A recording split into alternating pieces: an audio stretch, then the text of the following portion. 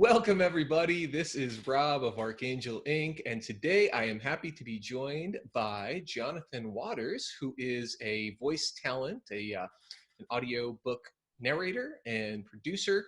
And we're going to be talking about audiobooks today. I really appreciated John's story. I got a chance to get to know him a little bit and wanted to share a little bit and also hopefully answer some questions for folks. Occasionally we do have questions about audiobooks, getting into it, how to use it, how to market it, etc. And so, John, welcome this morning. How are you? Hey, thank you so much, man. I'm doing really good. This morning's been great so far, and especially being able to talk to you and such. I'm really looking forward to this. This will be great. Excellent, excellent. Well, thank you for joining. Happy to have you here. First off, I'd like to say just if you can describe a little bit about yourself, anything in your background, how you got into voice acting, and yeah, we can start from there. Fantastic. I'm from this little place called Boise, Idaho. And so I'm not from, and I don't live in a hub of like, well, I grew up in Hollywood and my neighbor was, Jackie Chan or whatever. And like, I could just hop right on into this. And so from the beginning of life, I suppose, I was asked the question, I think in kindergarten, what do you want to be when you grow up? And a lot of kids were doing the thing of like, I want to be a firefighter, a policeman, an astronaut, this and that and the other thing. And then I had to think about it. I was like, I don't really know if I can commit yet being a 5-year-old. And so I went home and then something happened. I watched like Star Wars or Batman or something like that. And something clicked of like, those are real people. Those are human beings who are actually playing all those roles. And I saw this person, being the policeman in this one. I saw that guy being an astronaut in that. So why not like get all of the glory and all of the danger and all of this stuff, and even sometimes a much bigger paycheck just to be like, freeze! And then, you just get to sit down and be like, that was cool, yeah, and sip whatever you're doing. And so I was like, well, why don't I do something that can do every career? That's where that particularly started. So that's where acting was. And so I cut out a little like mask from a Lucky Charms box. It was like actor person. And I was the only one. Out of the other kids were like, you want to do what is that? Being like, they pay people to play pretend. That's all they do.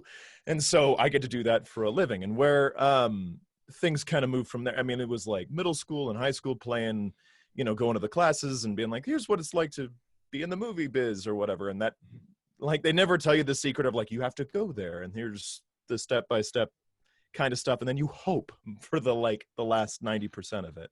Mm-hmm. But then went to college at Boise State University, where I got a really good education there. And then from there, I had a very brief stint in LA where everyone was just like, where I was actually trying to be like, well, how do I get into this? Who do I talk to? Where, like, oh, there's agents everywhere, but like, do I research this? Like, does anybody know? And then they were like, well, if you want to get into like voice acting, video games, audiobooks and stuff like that, you're going to need to, you're going to do what most other people do, is hop on voices.com. And I looked at this person and was like, so you're telling me I've only been here like 2 months and I burned through about $4,000 just to find out that like I could be doing what I'm doing right back home for like a third of the price? Okay. See you around, I guess. But before that, I lucked out a little bit. Not to say like I live in a mansion or anything, but I lucked out in that I could like stop doing my like first job of working at a movie theater and was like, I should really hop into this voice acting thing. Because I'd always done characters and just goofy stuff and being on stage and little bits on YouTube and stuff like that, goofy dumb stuff. I hopped onto like Google and was like, voice acting jobs. And what popped up was like a 2-month-old ACX that had just popped up.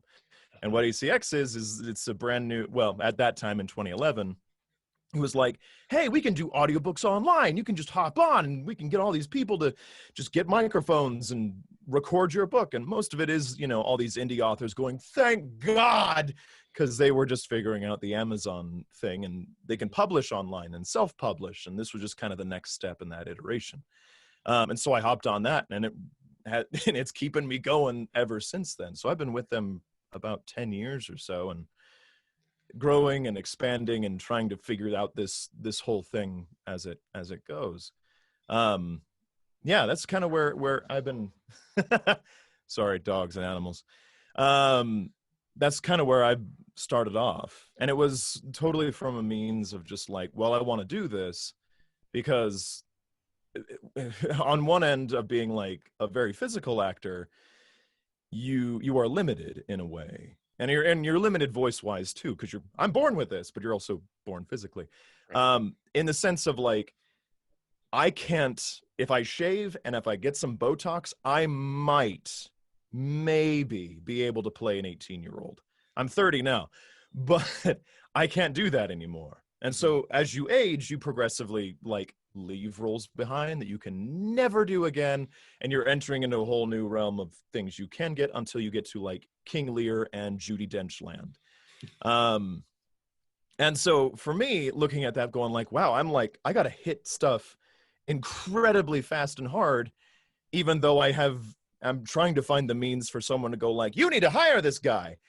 Uh, and trying to have a personal life on top of that, and trying to figure out all that stuff too. And so I was like, well, what has the longevity beyond like my own face? It's clearly the microphone, Mhm. because this doesn't age nearly as fast. Now, true, my eventual 50-year-old like voice will never sound like an 18-year-old. Maybe, I don't know. Maybe I can mess it up a bit and be like, all right, we can actually sound a little bit younger. But Mhm. um, the ability to play more roles more consistently and more um, just more of it seemed to call me to this. Not only that, it's a lot cheaper for me to make like, some alien kill him sort of voice, and not have to like bug an entire like makeup and costuming and like really memorize the script at all.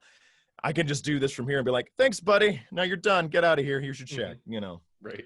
So and also now that like the times are like everything internet and everything home recording because of COVID and all that, it's becoming kind of my own dream to be like, oh yeah, I work from home. I'm like, I come down here and I make magic and stories and whatever, as opposed to being like, well, I've got to beat traffic. I got to go here.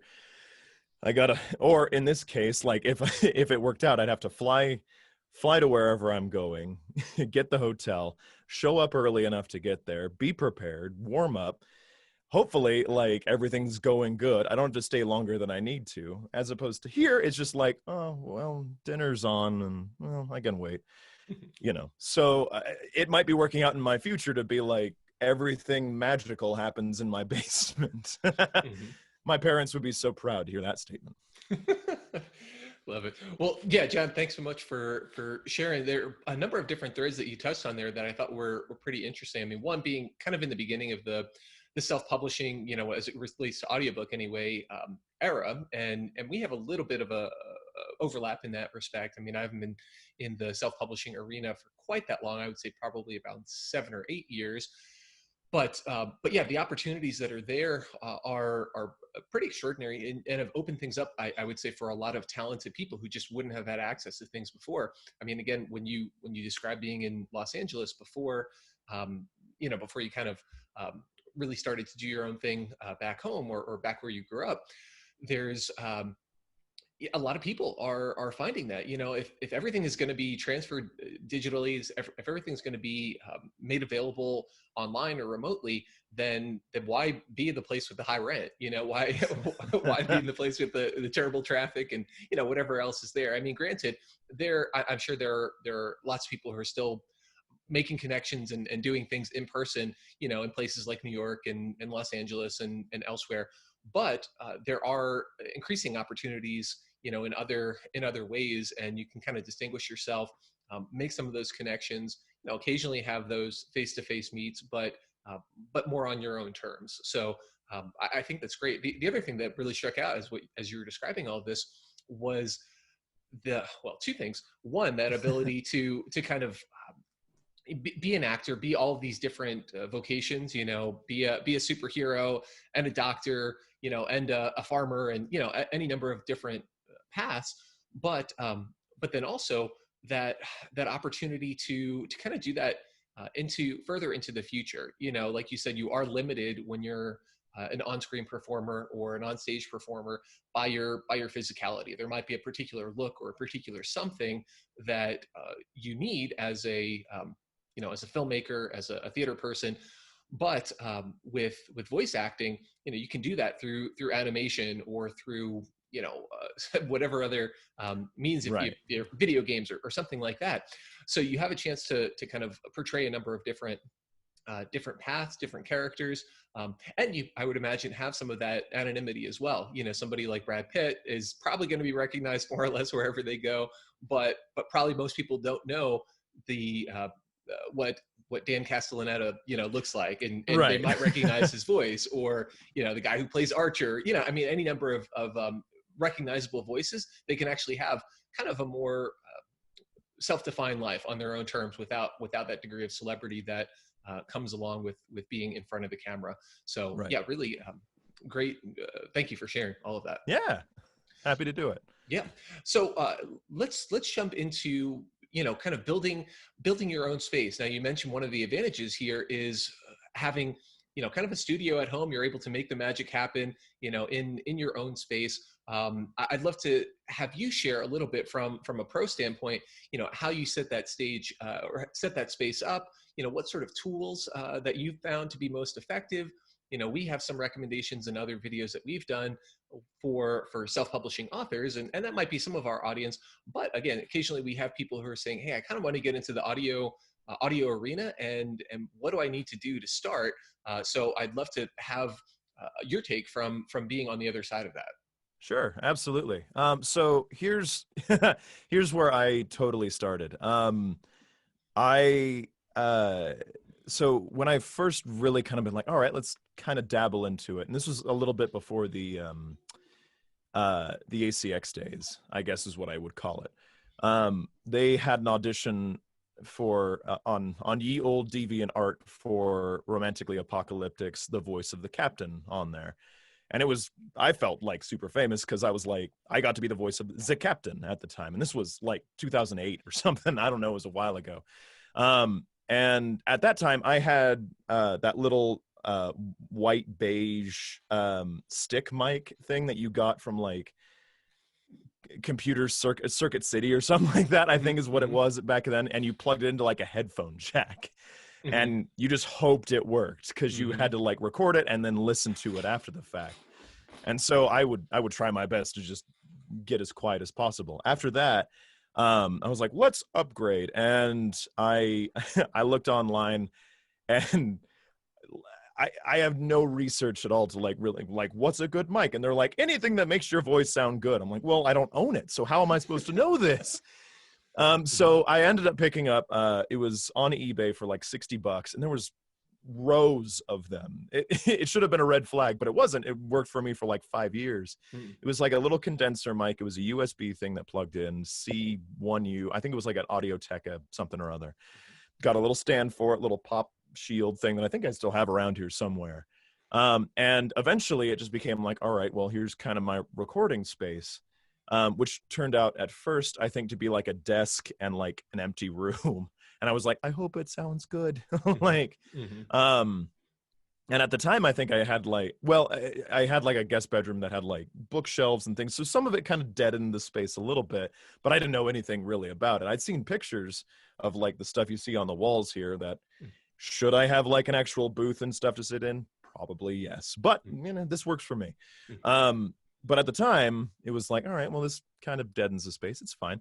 And eventually it moved into, I moved into an apartment where I had my own kind of walk-in closet, and I don't have that many clothes. I'm a boy.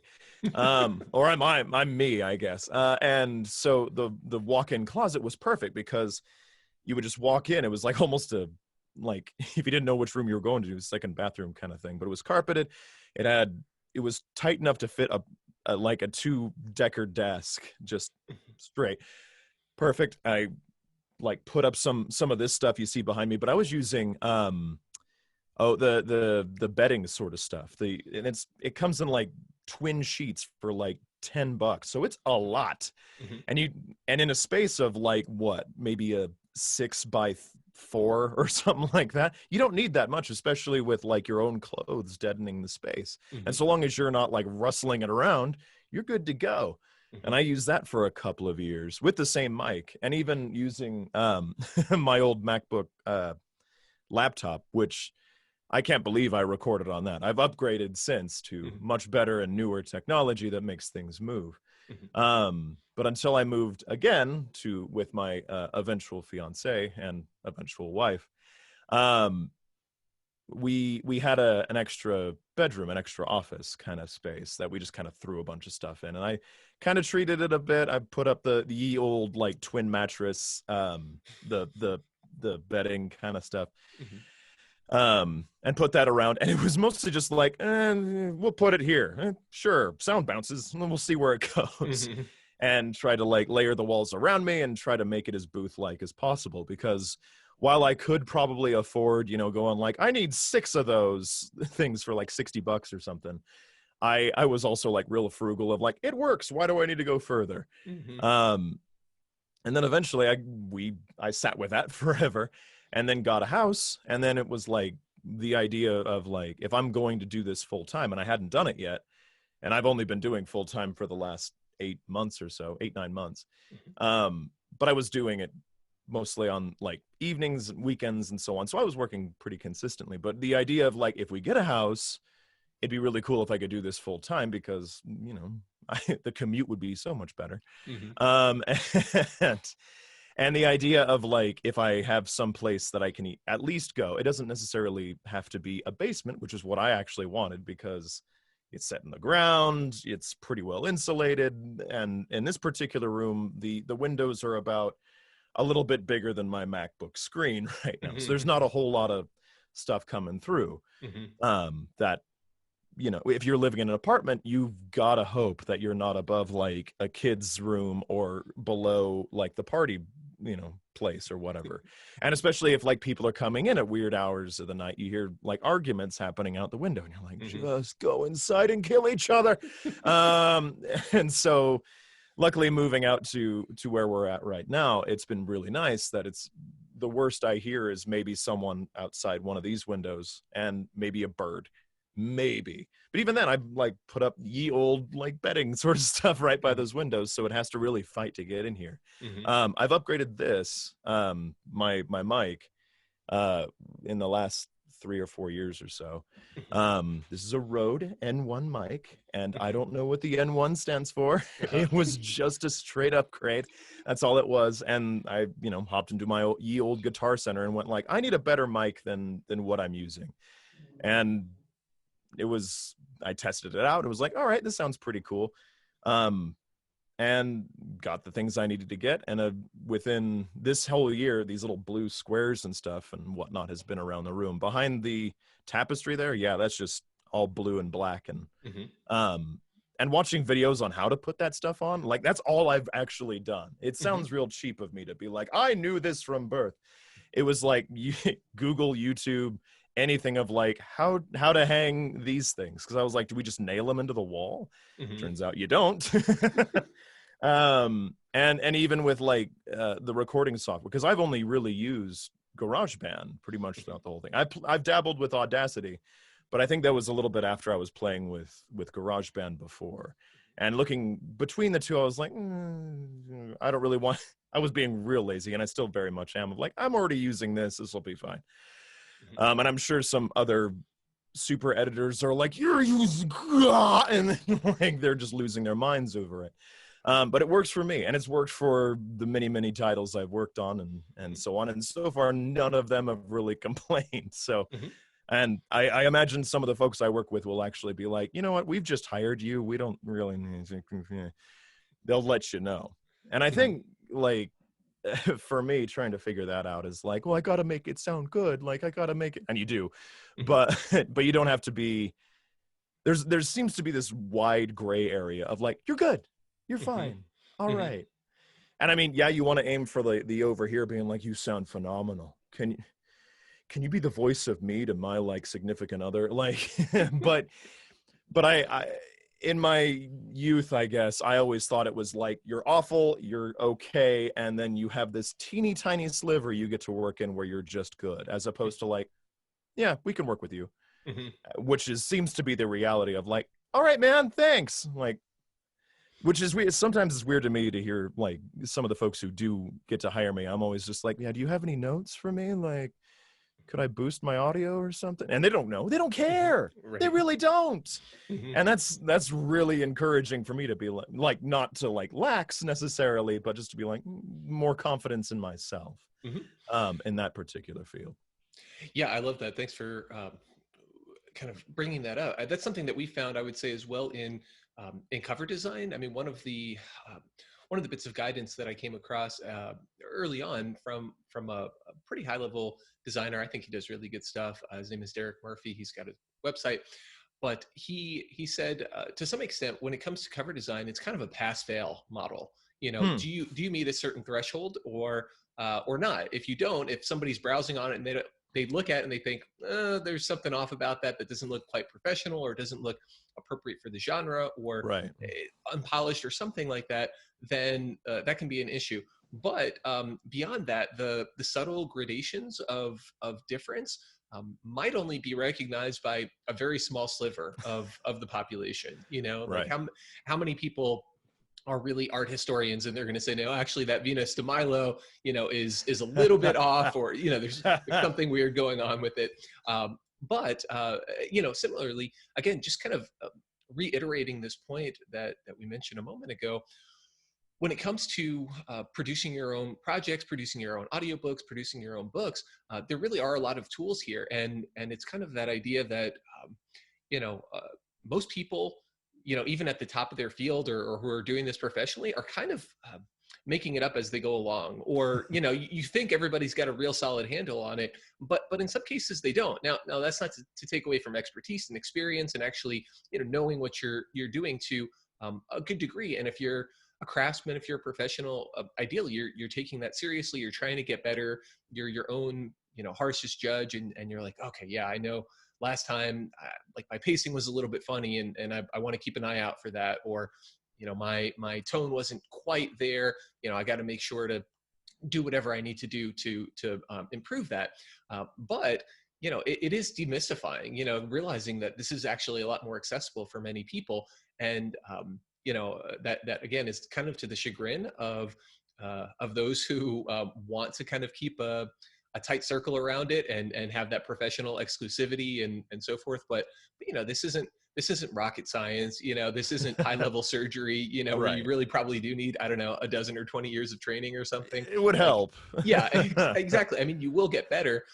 But even, I mean, even doctors and you know, lawyers, like this is their practice, you know, I mean, the idea is like you're continually getting better. Ideally you Hmm. have a base level of competence when you start, but everybody's got to start somewhere, and that's okay, and you can keep doing that, you know, iteration by iteration, getting a little bit better.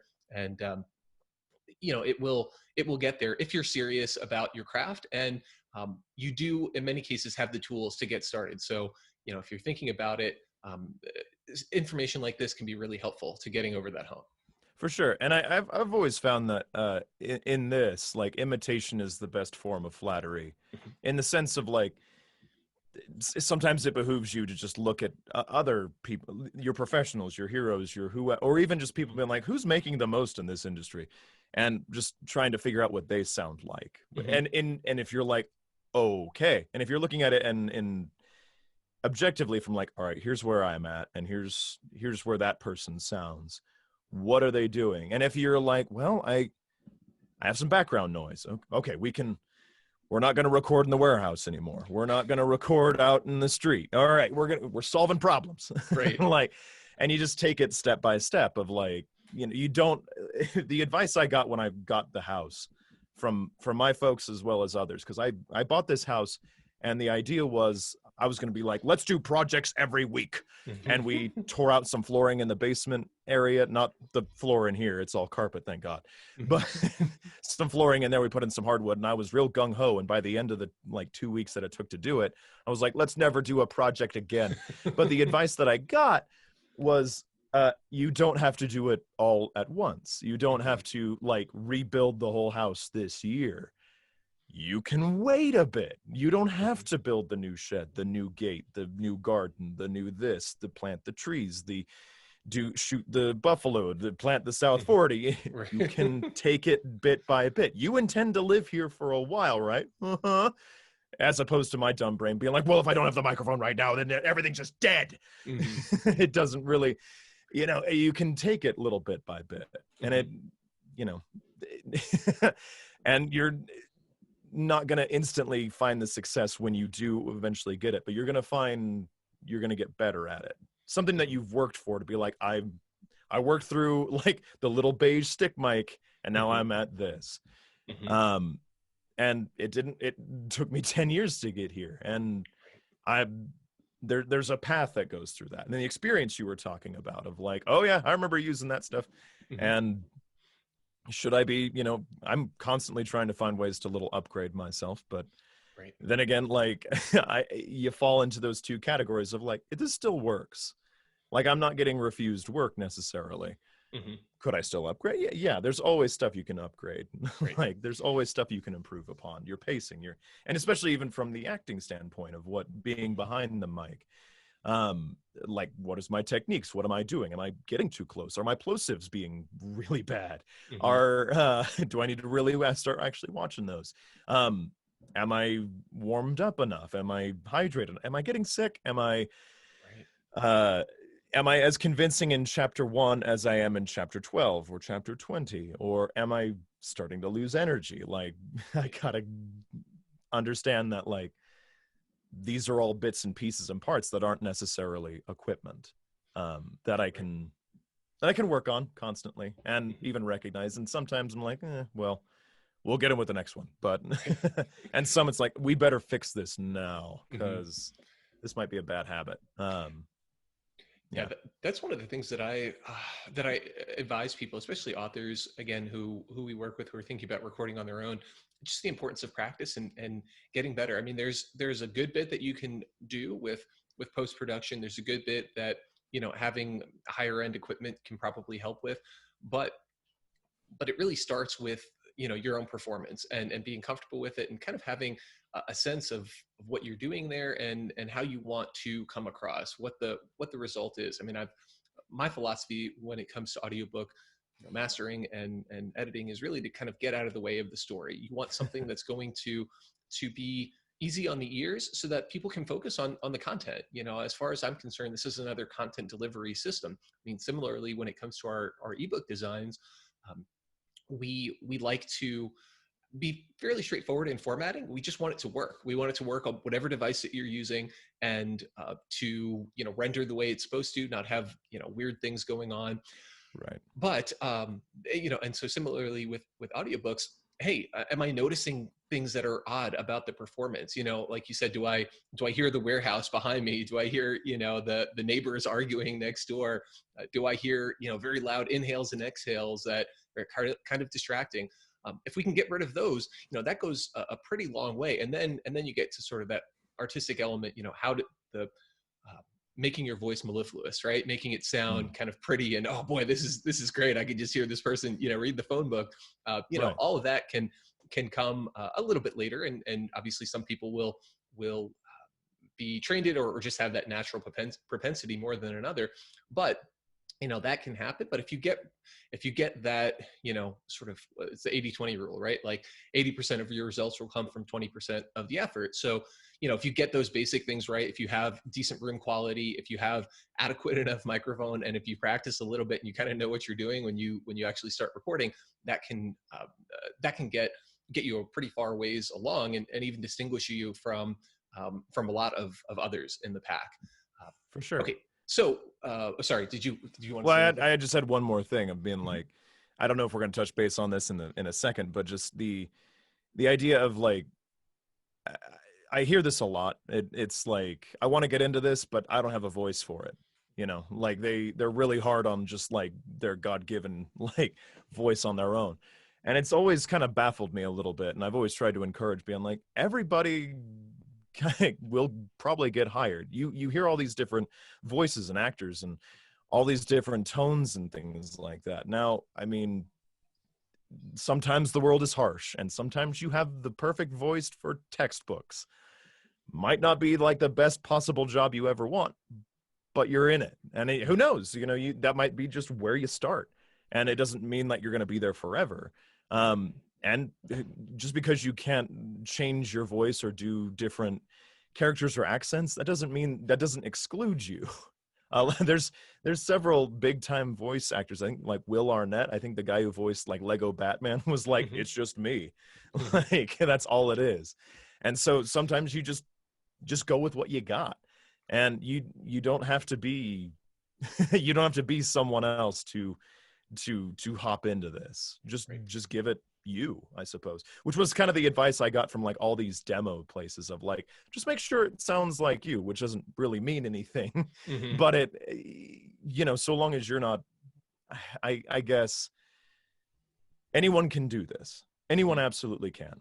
And I don't think putting yourself down to be like, I don't have a voice for this seems like a weird kind of like almost like a fishing way to be like, please pay me a compliment. Or like, I just need a little encouragement. I just need this one person to be like, go do it, like prove me wrong. Like, or yeah, maybe just be the total jerk about the whole thing and just be like, yeah, you don't have the voice for this, and just leave it and see what happens. Because sometimes some people need that little like, well, I'll show him. Right. I'm recording with Ariana Grande. You watch.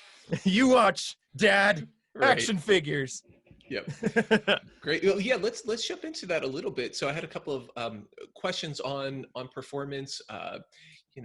What sort of research do you do before you start out? Maybe I would say a lot of our authors end up being kind of more in the nonfiction realm. We've done a little bit of fiction, but any thoughts on fiction versus nonfiction performance, and kind of just how you prepare? Anything practical and helpful that you found has been effective along those lines? Sure, absolutely. So how my process usually starts for most books, I'm lucking out now with a couple that I'm doing a series of, so I can kind of lax it a bit. But the ideal way to do things that I've found is kind of a 3-step process. So beyond this, all happens after the audition. You did it, they like you, you got it, you said, yeah, let's do this. You get the manuscript. Now, between fiction and nonfiction, there's some ease in nonfiction, in the sense of like, if you have a really pretty good author. Some of those authors who do the nonfiction, they love to throw those big words at you and really get in there. And that's kind of where, in my opinion, that's where that kind of the challenge comes from. So that means you're, for me, constantly hopping onto dictionary.com, being like, how do you say this? Like, it has like 19 syllables. Like, you could have just said mad. Right. But there is an ease to that if you're doing a bunch of research beforehand. You're going to read the book to get your practice in, because you don't want to be surprised by it. And you're going to be more surprised by fiction than you are nonfiction, because nonfiction, I don't want to say it's dull. I don't want to say it, but things kind of progress when like, and then this happened, and with the act of blah. You don't have to really worry too much about different characters, or like, oh no, President Eisenhower was actually a female, like halfway through or something. So there is some ease there, but you would want to research and you don't want to mispronounce like big presidents' names or big battle places' names if you can avoid it. And sometimes that's just something that you got to just talk with the author with, being like, okay, so what do I need to know really beforehand? And sometimes, like, if you're not working through you guys or somewhere else, the author might have a completely take that he's like, I want it like this. And some authors are like, I put everything into your ballpark, man. And some of them want that. I want this straight read. I don't want anything crazy. I just want this to be as informational and educational as possible, in the nonfiction sort of side. Which in that, like, you get to save some time, especially if you luck out and you know something about this already. You're like, I know this guy, and you can just kind of hop right in. For the fiction side, let's say, I mean, high fantasy or almost any fiction, sometimes you do get that kind of straight read, and some folks are great at it. I'm fine, I guess, because I always want to just plug in some sort of character. And that's just kind of where I'm at. And what I mean by straight read is either you don't change your voice at all for the characters that come up, or it's very minimal. If you listen to the LeVar Burton podcast, he like reads to you or whatever it is, I forget what it's called, but he doesn't change his voice terribly much. He might get a little whispery, he might get a little more crackly here, but there's not a high change or something like that. It's not something insane. So less character so voicing. less character, but you can still buy it. It doesn't mean you have to do it. And it might just be his choice. It might be something he's like, hey, I can just get this done by doing this, and I don't have to blow people out of the water. And some authors might want that, and that is your job as the narrator in that first bit, and the second bit too, I suppose, to bring this author's work to life as best you can. And some authors make it real easy for you, and some authors, they bring the challenge with their abilities. But you're never going to always get great stuff. You're never always going to get bad things either. And the way you handle that is like, I'm just going to handle this as professionally as possible. Like, all right, here we go. That, this person sounds like this and that happens here. None of your narration makes any sort of sense and why they do their things. But you know what? It's another under my belt, I suppose. Right. But in preparation for fiction, you run into kind of these weirder things more often than not. The big like horror story that most people tell, and it hasn't happened to me yet, knock on wood, but you record the whole thing and you get to the last paragraph, and clearly you didn't read the whole thing, but you get to the last paragraph and find out the character that you've been voicing as a British man turns out to be Southern the whole time. So you've just read the whole dang book, and like you get to there and you're like, I have to do this whole thing again. Oh my goodness. And sometimes mistakes happen, but like it could have easily been avoided if you were just like, hey, author, like, what do I need to know about this particular character? And most authors be like, oh, well, I was picturing him sounding like this. I was picturing him sounding like that. And you don't have to, if they were like, I need him to sound like Samuel L. Jackson, you can give it a shot. but know your limitations of like, I'll touch base with it. Right. And the horror story that happened to me, which I luckily, again, lucked out on, my first book I ever did, Law of Dreams, and the recording quality on that is, oh boy. So like it's about this the Irish famine, and you're basically following this one guy who's like, I lost my family, I don't know what's going on, I'm starving to death, and he runs into a gang of kids who are just stealing and looting and just trying to survive. Well, the main leader of the group, I was going to play it as kind of this rough, tough Irish kid. Turns out, like 2 chapters later, it's actually a girl masquerading as a guy. And so if I hadn't read just, a bit ahead, like, I'd have been totally screwed, because the idea of like, well, let's make this kind of believable of like, we're not going to have a full gruff, like, stocky kid. We're going to have kind of this thin female pretending to be. So it's going to have a different sort of tone. Also, write it down. I don't care how. I've had one particular series of books that has just a ton of British soldiers, a ton of Zulu warriors, like pages upon pages upon pages of characters and privates and sergeants and color things and whatnot. And some of their names are the same and some of their ranks are not. And some of them, like these series of books got published over years, and some of my notes got lost to the winds. And so being able to like somewhat recover some of this and write it down and come back to it like, oh yeah, he sounds like that. So you can always like turn back to it, because all you got to do is be like, you'll fix it in editing. Honestly, it'll fix your pacing. Be like, oh shit, how does it? Okay, cool. So you want to do your research beforehand. You want to pre-read it, and pre-reading it actually kind of helps your performance through your recording, because you know what to expect. You can kind of pre-plan like, all right, we're not gonna we as the narrator shouldn't be necessarily taken by surprise. Like they shot Tom, like, Right. something like that. You kind of want to help that story along by almost being in the author chair of leading that story and being like, and then, he pulled a gun and killed Tom. Right. And then you have the reaction totally come out of hopefully the listener doing whatever they're doing and like crumple into a ball, hopefully. Right. So the preparation is there of like writing down the characters, making sure that you can do those sounds if you're doing them. Mm-hmm. Just prepping yourself for you enjoying the story and what you would want to hear going into your ears, mostly, Mm-hmm. as best as you can. The second step is the recording. And Right. it's kind of the hump, really, of like the whole thing. Mm-hmm. Because you got to be in a quiet space. You can't hear the air conditioning. You know, Mm-hmm. you hope to goodness no one knocks on the door if you have animals, or the cat wants you. Um, and everything is quiet. No one wants to argue. And the fun part about being full-time is most people are out and about, or they're locked into their own homes trying to do stuff from their own computer. So nothing's really happening. But there you get to live through it, which is kind of nice that you get to, as I title it in my own acting experience, it's ride the lightning. You got to be into it, and you got to be able to hop through things. You got to live these stories, and do your damnedest to bring these characters to life, because there's nothing worse, and it sounds like hearing a bad narrator being like, I just can't get into these characters. Like, Mm-hmm. frankly, my dear, I don't give a damn.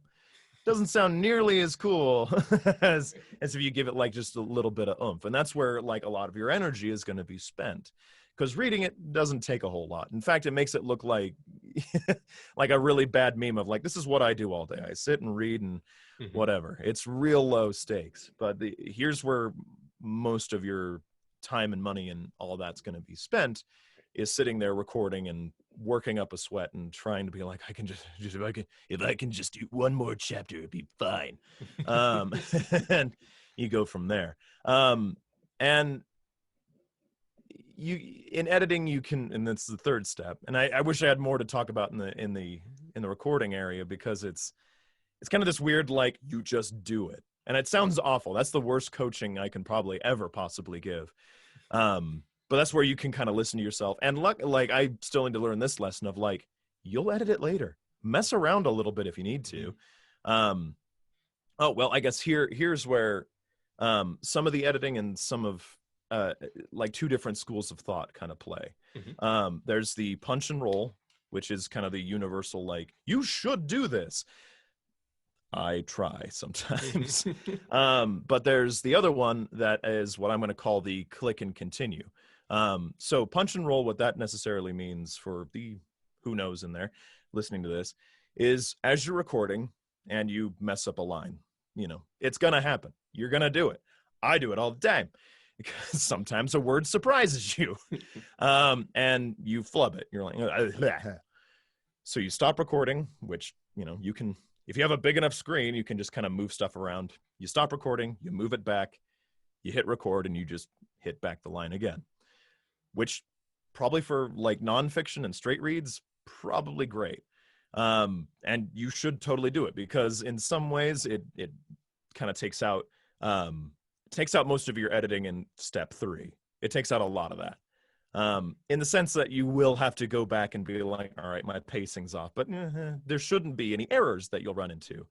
The only bad part about it is, and why I use the click and continue, and probably a lot of professionals are like, we don't need to listen to this kid anymore, is because for me, I just want to run through this and ride that particular lightning. Because if I do the punch and roll for me, and I do a lot of fiction, it feels like if I have to stop, get back into it and stuff, it feels like it takes a bit more of a toll on me. It's a bit more frustrating for me. And so what the click and roll necessarily means is, if I flub, I do this little click sound with my tongue, and I do a couple of those, and it shows up on the thing, the line, your bass line, your recording, as these 3, 4, 12, however many clicks you want to do, so that you definitely know you messed up right there, Mm-hmm. that I will fix later. because for me, I want my energy to run through this. And yeah, I'll get frustrated, and you might even tell through like, he got pissed off on that one there. I just couldn't get this word down. And it happens. But the only problem with that is it puts more work on your editing side. And you will have to go through there. And sometimes you're human, sometimes you miss them. Which is why, for me, usually for most authors that I work with, I'm like, hey, you are the end all be all with this. So and I usually send an email right when we get into the pre-planning, the step one of this, of like, do you want the straight read? Do you want a character read? Here's how I work. I'm going to put up chapters, and I really hope you listen to them. If you can give me a timestamp, and if you're like, I don't think Betsy would sound angry there, I'll happily change it, because I'm working for you. Which is great notes for me, because it tells me that, one, you as an author are listening, and two, you gave me a timestamp so I can hop right in, knock it out, and I can, if it's very few edits and things like that, I can send it right back to you in probably 10 minutes. Easy peasy, not bad. So it really speeds up stuff. You never want to hear as a narrator being like, yeah, so in like chapter 12, that's like an hour long, I just didn't really get the feel of it. What do you mean? Well, could you do it again? Okay. Makes it real quick to not really want to work with that person again. Yeah. But if you're specific and you like, all right, I'm kind of feeling this. Did you drop off here? Did you do that? That's where kind of that fun editing comes from. In the third step, yeah, you're going to be going back through your stuff. I like to set up my recording in a way that like I can just record, I hop back into editing, and it'll just kind of just wipe itself of what it needs to necessarily do software wise. So I don't have to like recalibrate every single chapter. The idea being that like the less work for me means the more work I get to do sitting in this chair and talking in it, as opposed to like sitting back and looking like that guy from South Park. So in that you get to kind of play. So for me, when I'm doing like the click and continue thing, I just look for those little marks and shove stuff over, because then I can see I messed up like 8 times here, and I can just, and then I'm moving on. By the time I get to the end of it, send it, put it into MP3 or a WAV file, send it off to wherever it needs to be sent to, whether it's a Dropbox or ACX's columns or whatever, and hopefully hear back from the author going like, well, you know, good job, you did this, okay, or you missed a click at 9:13. Oops. Move that over. And sometimes, sometimes I forget to click. Sometimes you get into a chapter and you've messed up a few times and you just accidentally have a second one. Those are the easiest ones to re-record. The hard ones are where it's like, hey man, you mispronounced this guy's name. Oh no. Everywhere. It's a 3-hour long recording. Please fix it. So you have to like go through and find that stuff and try to make your voice sound as smooth as it did when you were recording it. And that takes a chunk of time. I've spent a whole day doing that for, I think, like a 6-hour book or something like that recently. And that was my bad.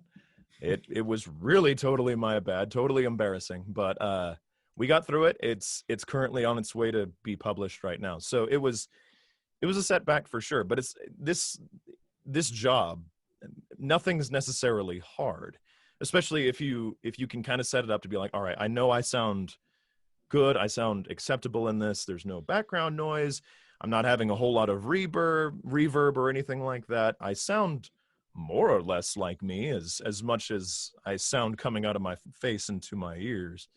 Okay, I sound good, I'm editing well, I don't have crazy high like distortion or peaks, and I'm not too terribly low that I'm like, what is he, turn it up, like, you know, you want to stay somewhere in the middle. And that's where I tend to try to live volume wise, always, because I don't want to be blowing up people's speakers, and I don't want people to like have to turn up to full volume.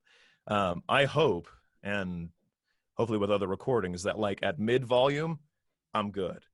Like that for me, and it might be totally wrong-minded, but like last thing I want anybody to do is just to like have to full volume their like headphone speakers to Right. be able to enjoy it. Right. And that's kind of where Yeah. I sit.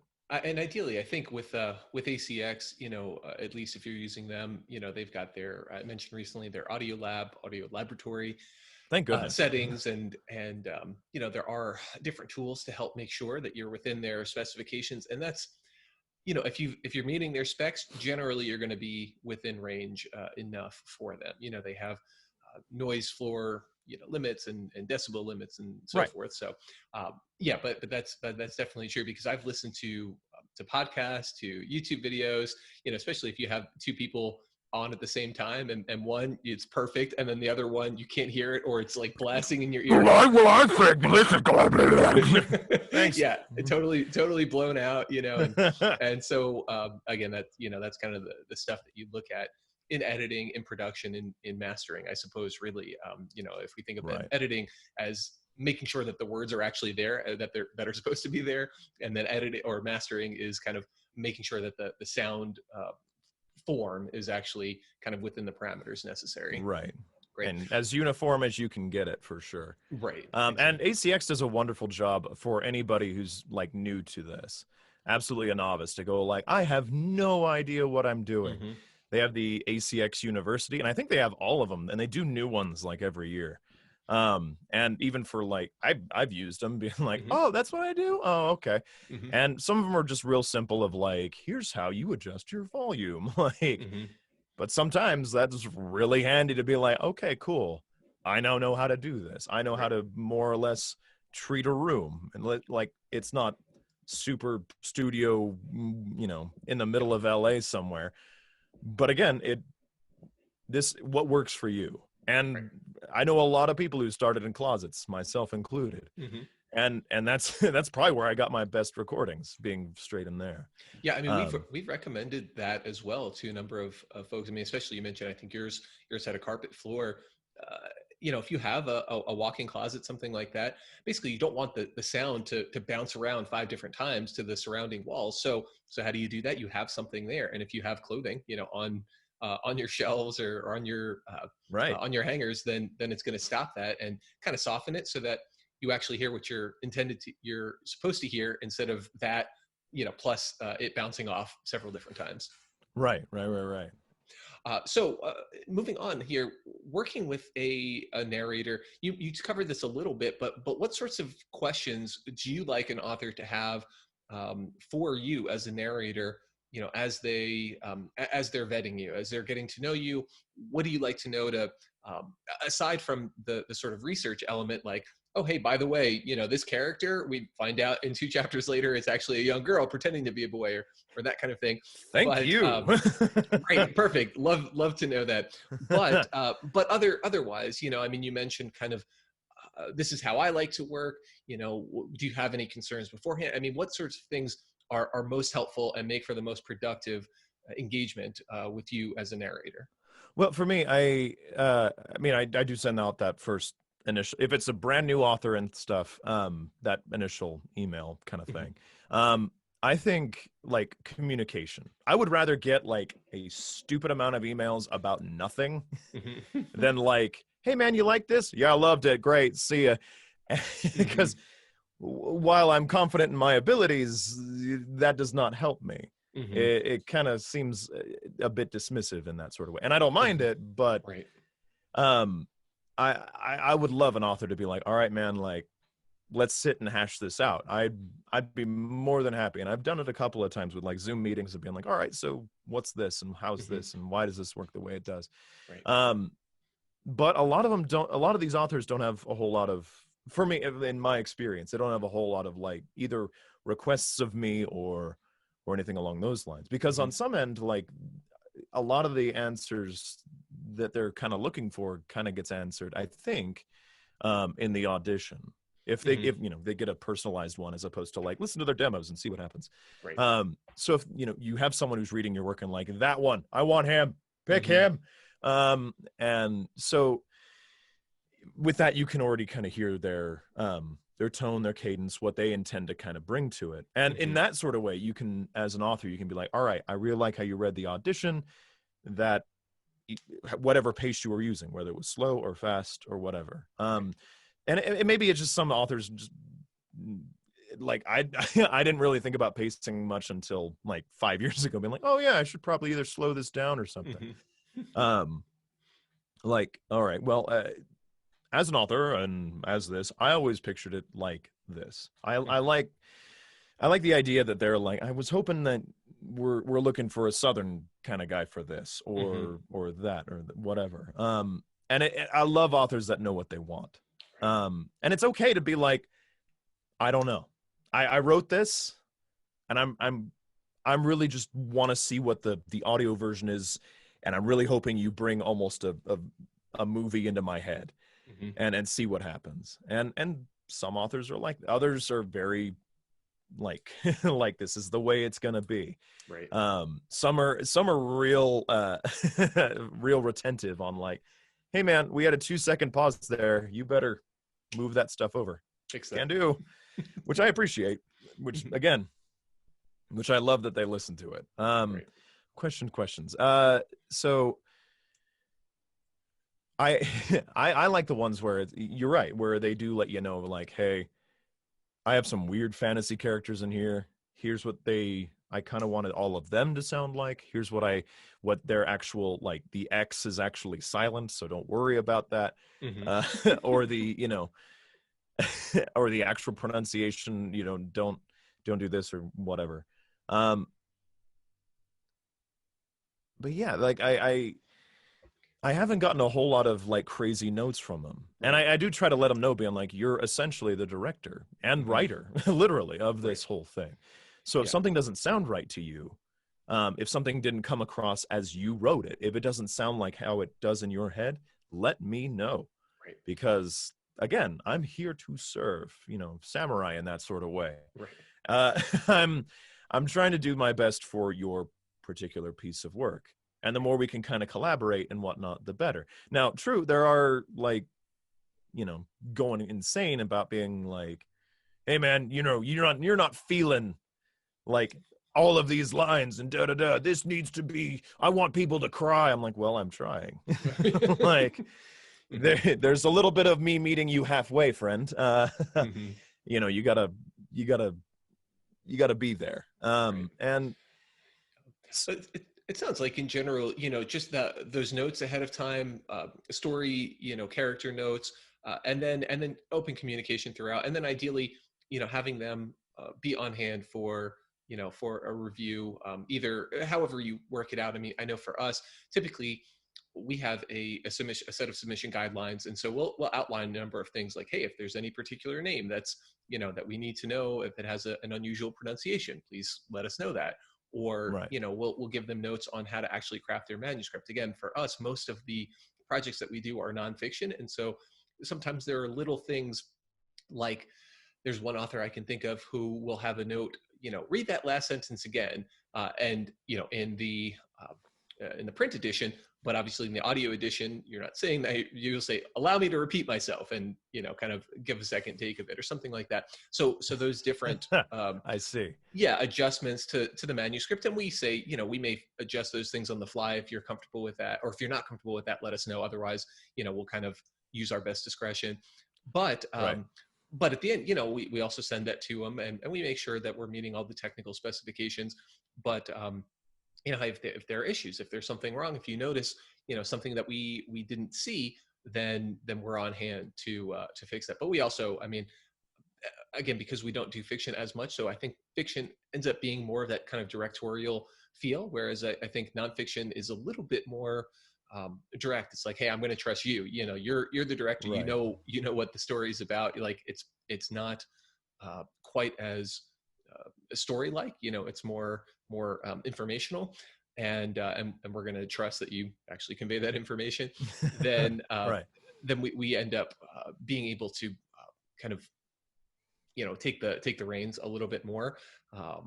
But yeah, in general, it sounds like as a narrator, just having that open communication and then notes beforehand can be really helpful, and just knowing that they're invested in the project. They don't listen to it and yeah, okay, that's fine, and then at the end it's like, oh no, actually that was wrong the whole time, I just ignored you, for the last 15 chapters. Which, yeah, the communication is absolutely key. And I mean, you don't have to be like Johnny on the spot. I can wait a day or two for notes, Right. even a week or more. People have lives, as it turns out. Right. But being reliable in the sense of like, he'll answer this in a couple of days, or she'll answer this in a couple of days, it'll be fine. Right. Or if you get really on it, being like, I should hear from them in an hour, and then you get real touch and go. But yeah, like just being there for them, man. Yeah. And doing your best for them, and them understanding that, like, I'm here to serve, and more often than not, I'm more than happy to. Oh yeah, I'll fix that. Boop, bap, and off it goes. Is this what you wanted? And like, oh wait, you know what? The way you did it before was better. Or like, thank you, and then okay, you move on. You don't need to make a big deal, at least for me, because I don't mind fixing my mistakes. Sure. As it turns out, because at the end of the day, I'm like, yeah, I messed up. Whoops. And it's like very little time out of my day to fix a line or move something over. So sure. Bring it. Don't feel like, don't like, if the author, like, I don't really want to like make him feel bad, because like if I tell him that he flubbed a couple of lines and mispronounced this, and I feel like I'm taking it, please let me know as early as possible. Right. Yep. That would really help. It's like, let your barber know, you've got to wear it, you've got to sell this book. Yeah. You might want to put that buzzer down, man. I kind of wanted to have hair before. Right. Exactly. So, okay, let's, the final thing that I wanted to touch on was marketing and kind of selling your audiobook. I know that's an issue. We did a live stream recently. Archangel Ink did a few month or so ago, a few weeks ago maybe. And, but you are working in many cases on this royalty share arrangement. So, you also have a vested stake in the sales of this book, and in making sure that this is going to do well. It's going to reach its target audience and so forth. So I'd love to hear some of the ideas that you've had, and things that you've tried to help to market audiobooks. Sure. So with, royalty share, yeah, you do definitely have a vested interest in it. And especially with ACX and Audible and whatnot, they do give you quite a few free codes just to pass out. And so long as scammers aren't trying to take your money and things like that, it's a good way to be like, here, please give me a review. And also I get a little bit of a kickback because of it. And with that many codes going out, it's pretty nice that way. And here's what's worked out pretty well for me. And I've been trying to track this throughout the year of like, here's what I've been doing. Here's my months where I've been like semi-advertising myself. And most of it's mostly been through Facebook. I've tried through Twitter, and I haven't gotten anybody being like, you do a thing? Okay. And like, they don't interact. And maybe that's on me, who knows? But in Facebook, at least, you have all these groups of like, hey, we do audiobooks for free and do reviews for you guys. And those ones are nice because they usually have a bunch of people who, like sharks, they'll just eat. They'll just go. And all you got to do is be like, hey, here's a link to my stuff. There's US and UK codes available. Here's what the book's kind of about. Comment, send me a thing. I'll send you some codes. I'll send you all the codes. I don't care. And so long as they're like, yeah, dude, I'll give you a review. I don't, and I'm always like, if you can give me a written one, that's even better. Because it's a time transaction. That's all it is. Honest review, I guess, is what I mean. Because I'll take a bad review. I love my bad reviews, as awful as it sounds, because I think on my Twitter, on my like cover, it has one of my bad reviews of like, John Waters sounds pretentious AF. And I'm like, this is great. Got it. Thank you. Yeah, me. So you feel like you affect lives and things. But the idea is that you're trying to hit those groups. For me, I was trying to hit those groups that are like, all right, they're already there. They're built in. There's sometimes hundreds, sometimes thousands of people who either are a part of the group, who either interact with it or not. And a lot of the times I'm running into the same people left and right, which is nice. and they be like I'm building almost a fan base in a weird sort of way. And you mentioned groups. What type of Facebook groups is this for? Audiobook listeners? Is it for people interested in particular genres? Is it for people who have other shared interests? So some of the exactly that. So there's about 5 or 6 different kind of groups. Let me see if I can look at my little sticky notes here, and a lot of them sound very similar to each other, like free audiobooks for review, free audible audiobook giveaways, science fiction, fantasy, and horror audio. It just depends on which one, and some of them do specialize, absolutely.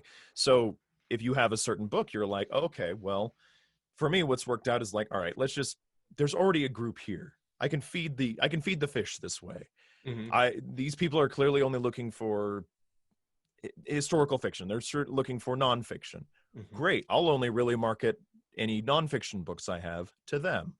Hmm. If you're just starting off, I mean, I only have the one, you just search for your one thing, Hmm. which is fine. And sometimes they're like, great, man, well, we love it.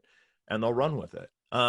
That sometimes you have entire groups for romance. Sometimes you have entire groups that are just, we'll take whatever books you give us. Just give Hmm. it to us. We don't care.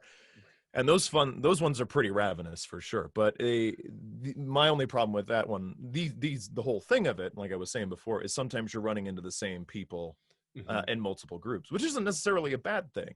Hmm. It mostly means that like I was saying, you kind of start to either build a fan base or people who are like, I got another free book from that Waters kid, and he's still terrible. Like, okay. Um, No, but related. after, Sorry, I didn't mean to interrupt. Just a no, related you're question. good. Do you find that it's difficult for people to actually follow through on it? Because we do a number of we do some assistance with helping generate reviews, garner reviews, and it's something probably like 8 to 10, 10 to 1, maybe more number of people who take a copy versus the people who actually offer a review. Is that Right. been your experience, or do you have a higher success rate? Would you say? I I need to actually check a lot more often, and like I should set up a thing, and it'd be incredibly easy for me to go like, all right, I sent this off a month ago to all these people. Let's check that particular book, Hmm. next month and see what's going on. Right. Depending on the length of it, if it's a 5-hour book, there should be some new reviews there, right? If Hmm. it's a 20-hour one, I might draw back a bit because Hmm. then you have to have people be like, all right, we're gonna go back in, guys, and go back into it. Hmm. So I should start actually absolutely doing that. I do check my reviews now and again, just be like, is there anything new? I don't know. Hmm. Sadly, Audible, when I check, doesn't necessarily have like, here's new reviews for John Waters. It's always like you have to search by book. Right. I wish there was something like that, and maybe whoever's listening can change that sort of Hmm. thing. But I do find it is very much hit and miss. Now, granted, with like the promo codes I get from ACX, I'm already getting just a little bit of a kickback from it. It's not Hmm. much, but it's It's worth quantity it at for this you to point. keep, making sure it gets into people's hands. Right. And at some point they might be like, oh yeah, I need to review. And some Hmm. folks are, I really hope their promises are true. Be like, yeah, I'll leave you a review. Absolutely. Hmm. I've had one guy, and I really hope he leaves a review, but he gave me like a real sad sob story. He's in a nursing home. He just lost his wife. His vision's going. And really his only thing that is keeping him like, all right, here's the next thing is audiobooks. Hmm. And I'm like, oh, I'll give you every book I have. Hmm. And so, and he sent a really heartfelt message back. And I'm like, all right, even if this guy doesn't, even if this Hmm. guy is just like, I liked it, and tells Right. the people around him, Hmm. that's fine with me. And he like, word of mouth works out pretty well. But you're absolutely right. Like, I really wish there was some way to convert them, like to convert the sale, like marketing wise, go like, I gave you this. Now I got to make sure you do step 2. Well, step 3, I guess. Pick it up, listen to it, review Right. it. We'll go from there. Hmm. Um, but I really wish I had a way to be like, no, you didn't review me, so I can't give you a Right. new code, because that sounds real not good of me. Hmm. And Hmm. it sounds like I have a lot more time on my hands Hmm. to be like, Jackie, ooh, What's I'm going on to on? you. Right. But I'm just happy to get this out in the hands, especially if it's some folks and who are just like at me every single time. I'm like, hey, I got a new book for you guys this week, and they just Yep. hit one of these things. They're all about Because it. to me, it like, even if I make a fan in some way, maybe they'll mention it to someone, and it's Mhm. it's very hopeful, and it's Mhm. probably not good in the marketing sense to be like, no, we need those numbers to convert, because more reviews equals more people finding us, means more people doing this. The higher Mhm. the review, the better. You do want some, one or two bad ones to be like, all right, get people like me who look at reviews and go like, oh, some people hated this, must be a great product. So like, it can't be all good. And I guess like the next goal for me, marketing wise, is always trying to look for that group of like, who can I try to market to or put myself out to be like, hey man, like, I do this, how can we help each other out? Mhm. And the two that I've written some down, that I've come up with, and I haven't had a whole lot of success, and I haven't spent a ton of time on it, is truckers, like people Mhm. who are in their cars all the time. Right. And so I'm thinking like road trips, so like maybe even AAA or something like that, to be like, hey, Mhm. you're going on a trip, great. So travel agents and things Yep. like that Mhm. might be a good way to be like, hey man, like, Oh, you're cool. going to take this road trip, or you're going to be on this flight for X amount of hours. Can we offer you, like, thanks for choosing us to book your stuff, can we give you a free audiobook from this idiot who's local? Mhm. Who knows, it might work out Nice. real well, and you might get some folks to be like, nah, we don't really see it. Mhm. Gyms might be another one, but I imagine a lot of people in there might want to be like, no, I just want to listen to my Rammstein and Right. on. I don't want to.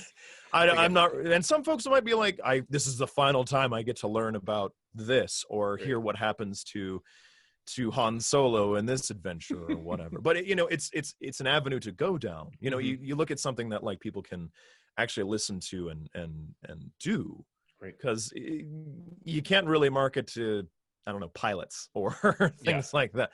I Mhm. mean, I suppose you could, but I like any sort of job being like, they should probably have their ears open a bit. Mhm. Construction workers come to Mhm. mind. Right.